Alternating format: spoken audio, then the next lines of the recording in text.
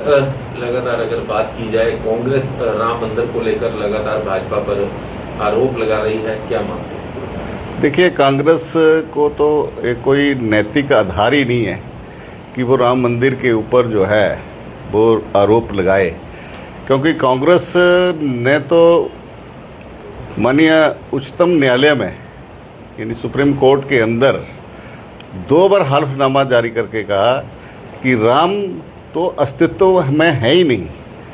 कांग्रेस ने जब राम सेतु की बात आई तब भी कांग्रेस ने राम के अस्तित्व को जो है वो एफिडेविट दे करके जो है वो नकारा है। इस करके कांग्रेस जो है वो मात्र राजनीतिक रोटियां सेकने के लिए ही आज राम मंदिर का लाभ उठाने के लिए जो है वो इस तरह की जो है वो बयानबाजी कर रही है, क्योंकि कांग्रेस का ये दोहरा चरित्र है।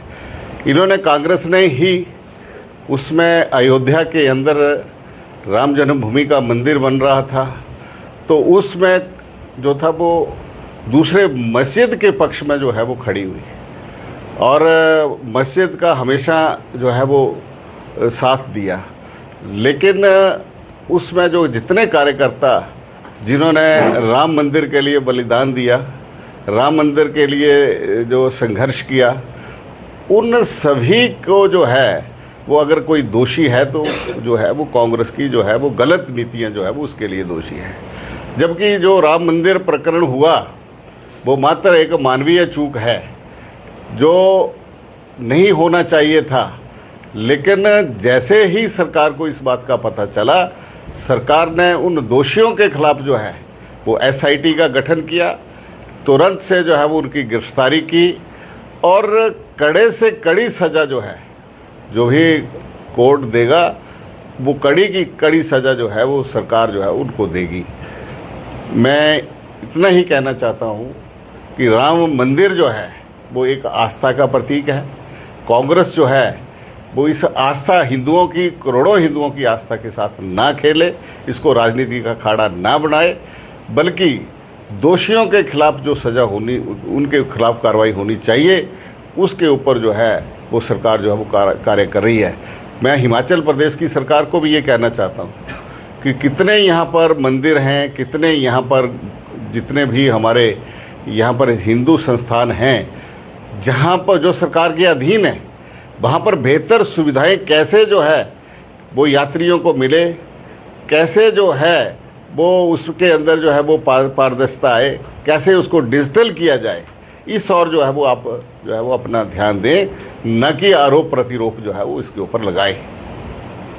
सर, वहीं अगर बात की जाए, प्रदेश सरकार को 3.5 साल का समय हो चुका है और क्या इस सरकार के पूरे कार्यकाल को लेकर आप? अब तो 3.5 अभी तो 3.25 साल हो गए और मुझे लगता है कि इन 3.25 सालों के अंदर जो है वो प्रदेश के अंदर जो विकास है वो करीब करीब जो है वो बंद पड़ा है। नए टैक्सेस जो है वो सरकार ने जरूर लगाए, कोई समाज के अंदर कोई ऐसा वर्ग है नहीं, बचा नहीं है जिसके ऊपर जो है वो कांग्रेस ने जो है वो टैक्स नहीं लगाए। वहीं आज जो 2023 के अंदर जो आपदा आई और 2025 के अंदर जो आपदा आई, उसके अंदर जितना आज रोड इंफ्रास्ट्रक्चर जो है वो ख़राब हुआ है, उसके कारण बर्बाद हुआ है, आज उस रोड इंफ्रास्ट्रक्चर्स को जो है वो दोबारा से जो उसको रिवाइव करने में जो है वो ये कांग्रेस की सरकार जो है वो असमर्थ रही है। और जो लोग बाढ़ में जो पीड़ित थे उनको सहायता देने में, उनकी आंखों के आंसू पहुंचने में ये सरकार जो है वो पूरी तरह से जो है वो विफल रही है।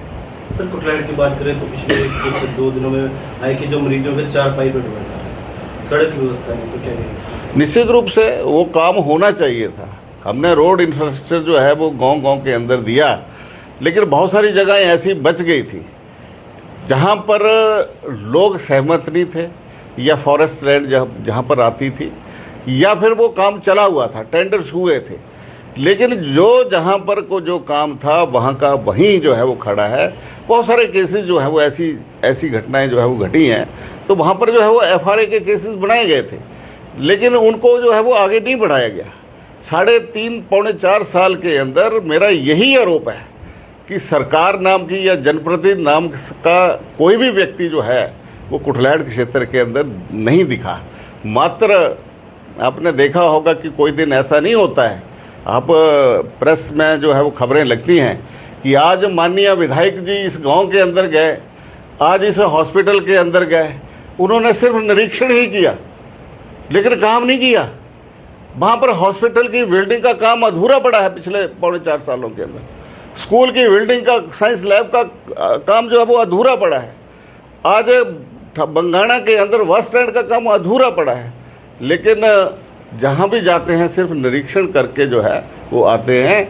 मात्र जो काम चले हुए हैं उन कामों का जो है वो श्रेय लेने की कोशिश करते हैं, जो काम भारतीय जनता पार्टी के समय में स्वीकृत हुए थे। पिछले कल अम्ब में रेलवे स्टेशन का जो है वो अमृत भारत योजना के तहत लोकार्पण हुआ। उप मुख्यमंत्री ने कहा था कि हिमाचल प्रदेश की रेल परियोजनाओं को केंद्र गति नहीं दे रहा है, इसको लेकर क्या भड़कम है?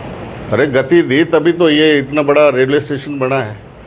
अब 75 रेलवे स्टेशन पूरे देश के अंदर बने और में से मात्र छोटा सा प्रदेश, जिसे वो भी कह रहे थे कि छोटा सा प्रदेश, हमारी राजनीतिक शक्ति नहीं है, मात्र 4 सांसद आते हैं और उसमें से एक रेलवे स्टेशन अगर कहीं बनता है तो वो हिमाचल प्रदेश के अंदर बनता है। आज रेलवे का जो विस्तार आज भनुपड़ी से लेकर के रेलवे जो है वो बिलासपुर तक पहुंची है, अब ये भी तलवाड़ा तक जो है वो पहुंचने जा रही है। जहां एक ट्रेन आती थी आज 15-16 ट्रेन जो है वो आज यहाँ पर हिमाचल प्रदेश के अंदर, आज ऊना जिला के अंदर आ रहा है। तो ये सारा माननीय प्रधानमंत्री जी की देन है। वंदे भारत 4थी ट्रेन यहाँ के लिए लगी। तो ये जो कारण है, ये सारा जो है श्रेय आदरणीय प्रधानमंत्री जी को भी जाता है, रेलवे मंत्री जी को भी जाता है और आदरणीय अनुराग ठाकुर जी को जाता है। तो मैं ये कहूँगा कि ये एक बहुत अच्छा काम जो है वो रेलवे में आज भारतीय जनता पार्टी के समय में हो रहा है।